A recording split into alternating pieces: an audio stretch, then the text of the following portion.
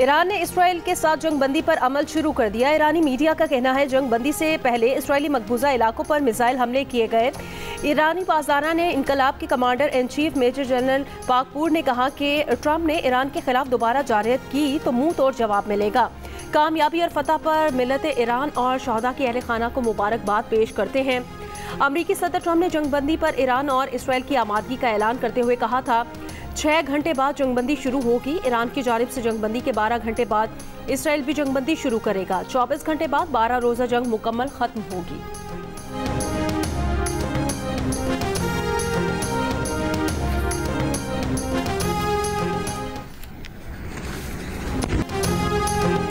Trump की जानिब से जंगबंदी के ऐलान के बाद ईरान के इसराइल पर वक्फे से 6 मिसाइल हमले। जनूबी शहर बीरशेबा में मिसाइल गिरने से तबाही, 3 इसराइली हलाक, 20 से ज़ायद जख्मी। इससे पहले इसराइल ने तेहरान और करीबी शहरों पर शदीद हमले किए।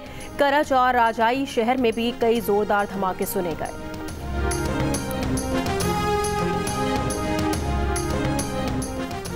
अमरीकी सदर ट्रंप ने दावा किया कि इसराइल और ईरान दोनों उनके पास आए और अमन की बात की। दुनिया मशरिक़ वस्ता जंग के असल फाते हैं। मुस्तकबिल में दोनों अक़वाम को अमन, मोहब्बत और खुशहाली मिलेगी। दुरुस्त रास्ते से हट जाते हैं तो बड़ा नुकसान हो सकता है।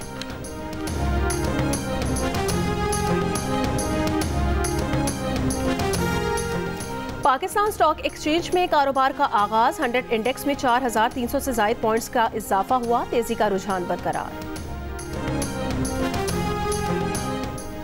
आर्मी मंडी में खाम तेल ब्रेंट की कीमत तकरीबन 9% गिर गई। कीमत $70 फी बैरल पर आ गई। WTI खाम तेल की कीमत 7% से ज़ायद कम होकर $68.51 पर आ गई। कतर में ईरानी हमलों के बाद ट्रंप और अमरीकी नायब सदर ने अमीर कतर के साथ इसराइल ईरान जंगबंदी की तजवीज़ पर तबादला ख्याल किया। खबर एजेंसी के मुताबिक ट्रंप ने अमीर कतर को बताया कि इसराइल ने जंगबंदी पर रजामंदी जाहिर की है और ईरान को जंगबंदी पर आमादा करने के लिए कतर से मदद की दरख्वास्त की। कतर के वज़ीर आज़म ने ईरानी हुक्काम के साथ गुफ्तगू में उन्हें अमरीकी जंगबंदी की तजवीज़ पर मुत्तफ़िक कर लिया।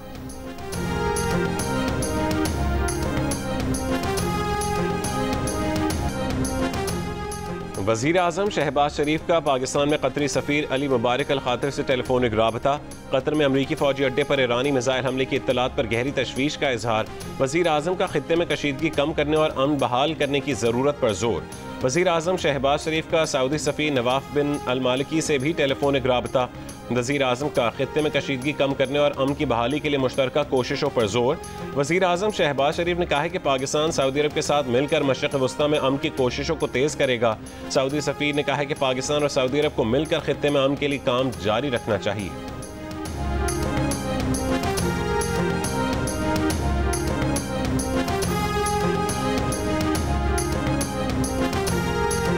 ईरान के सुप्रीम लीडर आयतुल्लाह खामनाई ने कहा कि हमने किसी से ज्यादती नहीं की, किसी की ज्यादती को किसी भी सूरत कबूल नहीं करते। हम किसी की ज्यादती के आगे हरगिज़ सर नहीं झुकाएंगे।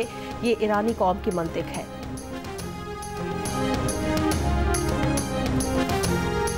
अमरीकी सदर ट्रंप खलीज फारस में मजीद किसी फौजी कार्रवाई का इरादा नहीं रखते। अमरीकी टीवी का वाइट हाउस ओहदेदार के हवाले से दावा।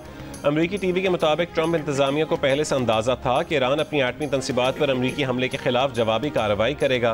उन्होंने सन 2020 में भी इसी तरह के रद्दमल का इजहार किया था जब अमरीका ने एक फ़ज़ाई हमले में ईरानी जनरल कासिम सुलेमानी को कत्ल कर दिया था। ओहदेदार ने यह भी कहा है कि ट्रंप आज अमरीका के कौमी सलामती के हुक्काम से बातचीत करेंगे, जिसके बाद उनके ख्यालात तब्दील भी हो सकते हैं।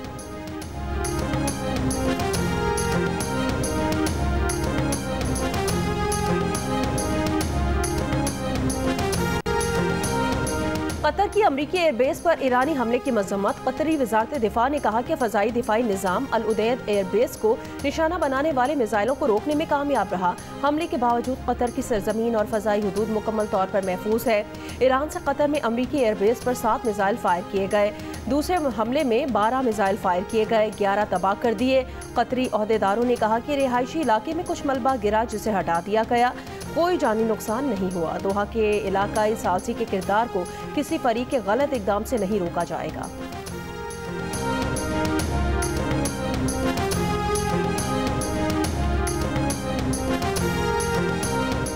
कतर ने अपनी फ़ज़ाई हुदूद दोबारा खोल दी। कुवैत और बहरीन ने फ़ज़ाई हुदूद खोल दी। दुबई एयरपोर्ट आर्जी मुअत्तली के बाद परवाज़ों के लिए मुकम्मल बहाल। अमाराती एयरलाइन का कहना है कि शेड्यूल के मुताबिक परवाज़ें चलाना जारी रखेंगे। मिस्र का भी फ़ज़ाई ऑपरेशन बहाली का ऐलान। दोहा पर ईरानी हमले के बाद कई ममालिक की फ़ज़ाई हुदूद बंद कर दी गई थीं। खलीज फ़ारस के इर्द गिर्द सैकड़ों परवाज़ें मुतासर हुई। दोहा, दुबई, अबूधाबी, बहरीन, कुवैत और सऊदी अरब की सैकड़ों परवाज़ें मुख्तलिफ एयरपोर्ट्स पर उतारी गईं। पाकिस्तान का फ़्लाइट ऑपरेशन भी मुतासर। 15 परवाज़ों का रास्ता तब्दील किया गया। कई परवाज़ें रवाना ना हो सकी।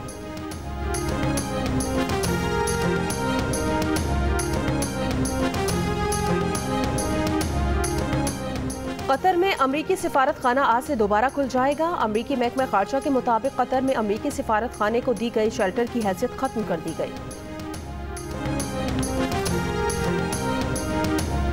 कौमी सलामती कमेटी का 22 जून को ईरानी जौहरी तनसीबात पर हुए हमलों पर गहरी तशवीश का इजहार। कमेटी ने कहा है कि फर्दो, नतंज और इस्फहान पर 22 जून के हमले IAEA की करारदाद की खिलाफ वर्जी हैं। कमेटी का जौहरी तनसीबात पर हमले के बाद कशीदगी में इजाफे पर भी इजहार तशवीश। कौमी सलामती कमेटी ने कहा है कि ईरानी जौहरी तनसीबात पर हमले बैनुल-अक़वामी कानून और अक़वाम मुत्तहिदा के चार्टर के मनाफी हैं। कमेटी ने ईरान पर इसराइली जारहियत की मज़म्मत की।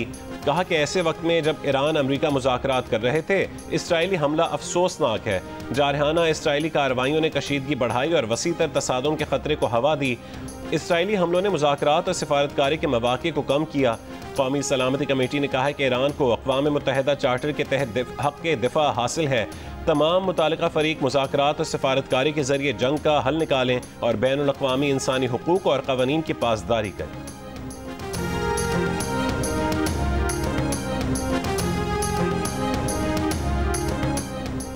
बिलावल ने कई मुल्कों के बाद ईरान पर इसराइली जारहियत के सिलसिले को रोकना पाकिस्तान की सलामती के लिए ज़रूरी करार दे दिया।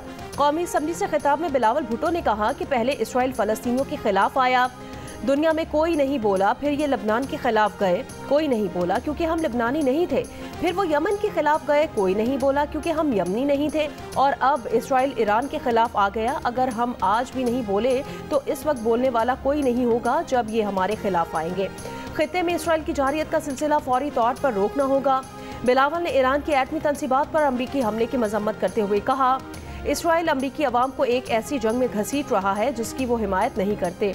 नेतन्याहू की एक सस्ती कॉपी इस खित्ते में भी मौजूद है जिसे पाकिस्तान ने मैदान जंग के साथ सिफारतकारी और बयानिए की जंग में भी शिकस्त दी है।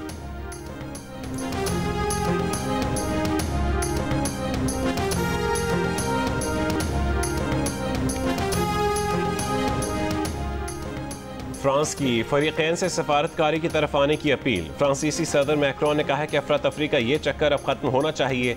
ये भी कहा है कि ईरान की जौहरी तनसीबात पर हमलों से मुतालिक कोई कानूनी फ्रेमवर्क मौजूद नहीं है। ईरान में हुकूमत की तब्दीली बमबारी से नहीं, अवाम की मर्जी से होनी चाहिए। ईरान की जेल पर इसराइली हमले काबिल मुजम्मत हैं। फ्रांसीसी वजीर खारजा ने कहा है कि ईरान का कतर में हमला कशीदगी में खतरनाक इजाफा है। तहम्मुल का मुजाहरा करने और मुज़ाकरात में वापस आने का मुतालबा करते हैं। अमरीका ने ईरान पर हमलों से पहले फ्रांस को नहीं बताया था।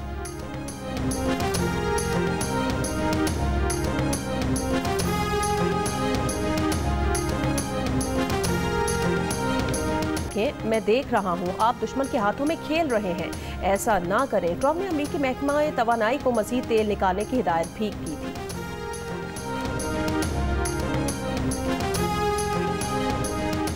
ईरान में अमरीकी हमलों के बाद ईरान के supreme leader Ayatollah Ali Khamenei ने रूसी सदर पुतिन से मजीद मदद की दरख्वास्त कर दी। ये दरख्वास्त खत की सूरत में वजीर खारजा अब्बास अरागची ने मुलाकात में रूसी सदर को पहुंचाई। रूसी सदर ने कहा है कि ईरानी अवाम की मदद की कोशिश करेंगे। रूसी सदर ने कहा कि ईरान के साथ तनाज़े में मशरिक़ वस्ता से बाहर की क़ुव्वतों का शामिल होना दुनिया को बड़े ख़तरे की तरफ ले जा रहा है। रूस का कहना है कि ईरान के साथ मुख्तलिफ शोबों में काम कर रहे हैं। ईरान के साथ मुख्तलिफ शोबों में ताउन की तफसीलात बताना गैर जिम्मेदारी होगी। अब्बास अरागची ने कहा है कि अमरीका इसराइल के इक़दामात गैर कानूनी और नाजायज़ हैं। रूस तारीख की सही जानिब खड़ा है।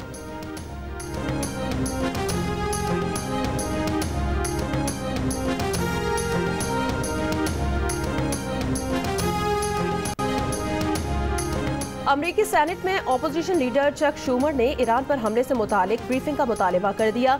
उन्होंने कहा कि सदर ट्रंप को ईरान के खिलाफ फौजी कार्रवाई से पहले कांग्रेस को आगाह करना चाहिए था। मशरिक़ वस्ता में ईरानी मिसाइल अब अमरीकी फौजी अड्डों को निशाना बना रहे हैं। मशरिक़ वुस्ता में हज़ारों अमरीकी फ़ौजियों की जानें खतरे में पड़ गई हैं, इसलिए ट्रंप इंतज़ामिया ईरान पर हमले और इसके रद्द-ए-अमल से मुतालिक ब्रीफिंग दे। ट्रंप इंतज़ामिया किसी भी अमरीकी रद्द-ए-अमल की तफसीलात, दायरा-ए-कार और टाइमलाइन से मुतालिक सैनिक को आगाह करे।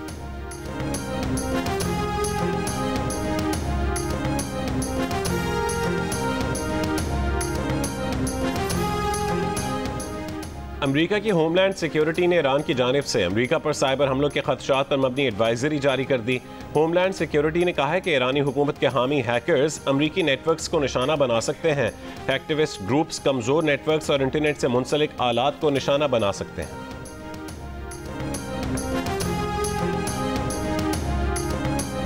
और इराक के दारुल हुकूमत बगदाद में धमाके। इराकी फौजी अहदेदार के मुताबिक शिमाली बगदाद के कैंप ताजी मिलिट्री बेस को ड्रोन ने निशाना बनाया।